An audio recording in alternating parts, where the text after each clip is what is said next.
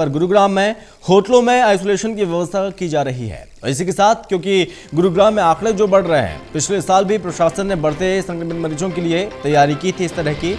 इसी के साथ गुरुग्राम में 12 होटल और 5 अस्पतालों में आइसोलेशन की व्यवस्था कर दी गई है। होटलों में प्रतिदिन कमरे का किराया 1200 से 3500 और इसी के साथ आपको बता दें कि होटलों में आइसोलेशन के लिए कुल 577 बेड हैं। मरीज स्वास्थ्य विभाग के हेल्पलाइन नंबर पर संपर्क कर सकते हैं। सरकारी आइसोलेशन सेंटरों के खर्च का वहन सरकार करेगी। गुरुग्राम में 24 घंटे में 1151 नए मामले सामने आए हैं। जी हां, 1151। इसी के साथ एक की मौत हुई है। फिलहाल गुरुग्राम में एक्टिव केस की अगर हम बात करें तो 7000 से ज्यादा एक्टिव केस बने हुए हैं, जिनकी कुल संख्या है 7030। होम आइसोलेशन में 6557 मरीज हैं, जिनका घर में इलाज चल रहा है, वो घर में ही हैं। और 4 दिनों में 64,000 लोगों के टीकाकरण का लक्ष्य रखा गया है। और इसी खबर पर ज्यादा जानकारी के साथ संवाददाता गुलशन हमारे साथ जुड़ गए हैं। गुलशन, यहां पर गुरुग्राम में भी आंकड़े बढ़ रहे हैं। यहाँ पर जो संक्रमितों के आंकड़े आ रहे हैं वो यहाँ पर दर्शाते हैं कि स्थिति कैसी बनी हुई है, लेकिन मृतकों की संख्या एक जो दर्शाता है कि यहाँ पर मृतकों की संख्या में कमी है।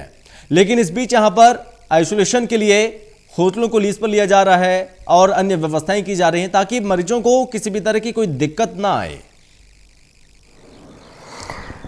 और देखिए संभव पिछले साल की तरह इस साल भी जिला प्रशासन और स्वास्थ्य विभाग पूरी तरह से सतर्क नजर आ रहा है और जो बढ़ते मामले हैं अब उनको लेकर के पहले से ही पूरी तैयारी की जा रही है। और अभी 12 होटल और 5 सरकारी अस्पतालों में बेड जो है रिजर्व कर दिए हैं और होटलों में भी अब व्यवस्था करनी शुरू कर दी है। हालांकि होटलों में जो भी कोविड पेशेंट होंगे उन्हें 1200 रुपये से 3500 रुपये तक का किराया देना होगा और वहाँ पर उन्हें सारी सुविधाएं दी जाएंगी, खाने पीने की तमाम व्यवस्थाएं दी जाएंगी। हालांकि सरकार की तरफ से होम आइसोलेशन की सुविधा है, लेकिन अगर कोई होम आइसोलेशन में नहीं रहना चाहता है तो वो होटल में रह सकता है। लेकिन जिनको होटलों में ये व्यवस्था दी गई है वो मरीज हैं जिनके अंदर कोरोना के कम लक्षण हैं, लेकिन कोरोना पेशेंट जरूर हैं। उन्हें जो है सरकारी हॉस्पिटल की वजह या जो अन्य कोविड हॉस्पिटल है उनकी वजह जो है वो होटल में रह सकते हैं। तो ऐसे में अभी सरकार पूरे प्रयास कर रही है। हालांकि सरकार ने अभी हाल ही में नाइट कर्फ्यू भी लगाया है, सुबह रात 10 बजे से सुबह 5 बजे तक। तो ऐसे में बढ़ते मामलों को कैसे रोका जाए, इस पर सरकार पूरी तरह से गंभीर नजर आ रही है। संभव मेरे साथ मानेसर इंडस्ट्रियल एसोसिएशन के प्रेसिडेंट है पवन यादव। हम इन्हीं से जानते हैं कि आखिरकार नाइट कर्फ्यू तो लग गया है, यदि लॉकडाउन की स्थिति आती है तो ऐसे में उद्योग जगत जो है वो किस तरह से तैयार है। पवन जी, फिर दोबारा से अगर हम कहें तो कोरोना की पहली लहर भी आपने देखी, अब दूसरी लहर आप देख रहे हैं, लगातार मामले दिनों दिन बढ़ते जा रहे हैं। 1153 मामले 24 घंटे में भी आए हैं। उद्योग जगत किस तरह से तैयार है और नाइट कर्फ्यू जो लगा है उससे क्या नुकसान हुआ है उद्योग जगत को? देखिए, नाइट कर्फ्यू लगने से तो हमें फ़ायदा हुआ है क्योंकि इससे कहीं ना कहीं स्प्रेड रुकेगा। ये हमारी सेफ्टी के लिए, इंडस्ट्रीज़ हो या आम जनमानस हो, ये सभी के लिए लाभ है। क्योंकि जहां आम आदमी को इस चीज़ का आज भी आभास नहीं है, ज्ञान नहीं है, वो रात को 11 बजे तक इकट्ठे घूम रहे हैं शॉपिंग मॉल्स में या उन चीज़ों के लिए रोका गया तो वो अच्छा है। बट हमें डर है कि अगर जनता इसी तरह से लापरवाही करती रही तो भविष्य में अगर लॉकडाउन की स्थिति आती है तो वो हमारे देश और हमारे देश के उद्योग जगत दोनों के लिए ही भयावह होगी। और उससे उभरने में जैसे हमें 1 साल लगा और इस साल हो सकता है कुछ इंडस्ट्रीज उभर भी ना पाए, तो आम आदमी को ही सोचना पड़ेगा, मास्क लगाए, सैनिटाइज करे, डिस्टेंसिंग रखें कि लॉकडाउन की स्थिति ना आए। हम आज भी समझ नहीं रहे, जो 2 lakh cases almost per day आ रहे हैं उसके बाद भी हम आज भी सरकार को ही दोष दे रहे हैं। स्प्रेड हम कर रहे हैं, लापरवाही हम बरत रहे हैं और दोष सिर्फ सरकार के मंडे जा रहे हैं, वो फ़ायदा नहीं है। उसके अलावा हमने मानेसर में भी और चारों तरफ जो वैक्सीनेशन कैंप भी देख रहे हैं उसमें भी लोगों का रुझान इतना ज़्यादा नहीं है। लोग अभी भी वैक्सीनेशन से बचते हैं कि इन्फेक्शन होगा, इस तरह की अभी भी अधूरी जानकारियां हैं लोगों के पास।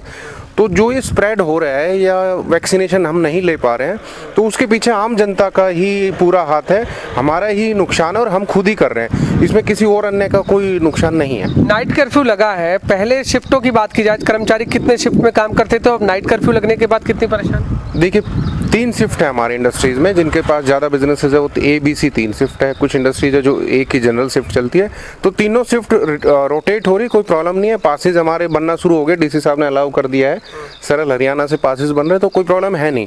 इंडस्ट्री के पास इक्विपमेंट है, IT सेल है, तो वो पासेज ईजिली बना रहे हैं, कोई प्रॉब्लम आ नहीं रही है हमें उसके लिए। पास बनवाने के लिए अगर आपकी कंपनी की बात करें, कितने कर्मचारी हैं जो नाइट शिफ्ट में काम करते हैं, उनके पास के लिए किस तरह की प्रक्रिया आपने की? क्या कोई ऑनलाइन पोर्टल में दिक्कत आई या फिर कहीं भटकना पड़ता है? नहीं, कोई प्रॉब्लम नहीं है, सरल हरियाणा पे इजीली पासेस बन रहे हैं। हमने भी अपने नाइट शिफ्ट के लिए, C शिफ्ट के लिए पासेस बनाए, तो इजी फॉर्मेट है, बहुत इजी है। उसके अलावा जो हमारे लेबर डिपार्टमेंट है, उसके जो कमिश्नर्स है, वो हमारे साथ कनेक्टेड है। हमें कोई जरूरत भी पड़ती तो ऑन कॉल वो हमारे हेल्प करने के लिए तैयार बैठे। एक क्वेश्चन और जान लेता हूं कि जो सरकार की तरफ से अभी हाल ही में जो बेड की व्यवस्था की गई है, वो किस तरह से देखते हैं? क्योंकि बढ़ते मामलों को देखते हुए अभी हाल ही में सरकार ने, गुड़गांव जिला प्रशासन ने कुछ होटल और कुछ सरकारी अस्पतालों में बेड किए, लेकिन होटलों में अगर रहेंगे पेशेंट तो उन्हें 1200 से 3500 रुपए तक का किराया देना होगा। क्या ये ठीक है? क्या ये सरकार को नहीं खर्च करना चाहिए? देखिए, हमारी राय तो ये, इस पैंडेमिक में आम आदमी परेशान है, सरकार भी परेशान है, लेकिन फिर भी कहीं ना कहीं सरकार एक बड़ा रूप है, बड़ा प्रारूप है, तो ये जिम्मेदारी सरकार को ही झेलनी चाहिए थी। हालांकि पिछली बार जितने भी हमारे खुद IMT से बहुत सारे लोग गए थे, होटल्स में उनको स्टे मिलाया था, आइसोलेशन भी किया गया था, तो वो फ्री था। इस बार अगर इस तरह का कोई चार्ज लगाया है तो वो सही नहीं है। आम आदमी को इस टाइम मदद की बहुत शुक्रिया आपका ज्यादा जानकारी के लिए। तो लगातार मैं आपके पास फिर लौटूंगा। तो यहाँ पर जो गुरुग्राम है, गुरुग्राम में भी इस तरह की स्थिति देखने को मिल रही है, और इस बीच यहाँ पर यह भी सुनिश्चित किया गया जो होटल हैं उन होटलों में भी व्यवस्था की जाएगी, और कोविड के जो मरीज हैं उन मरीजों को होटल में भी रखा जाएगा, और अस्पतालों में भी अलग व्यवस्था की जा रही है। आंकड़े लगातार बढ़ रहे हैं गुरुग्राम में भी। इसी के साथ यहाँ पर जो लक्ष्य है, 4 दिनों में 64,000 लोगों के टीकाकरण का सरकार ने लक्ष्य भी रखा है।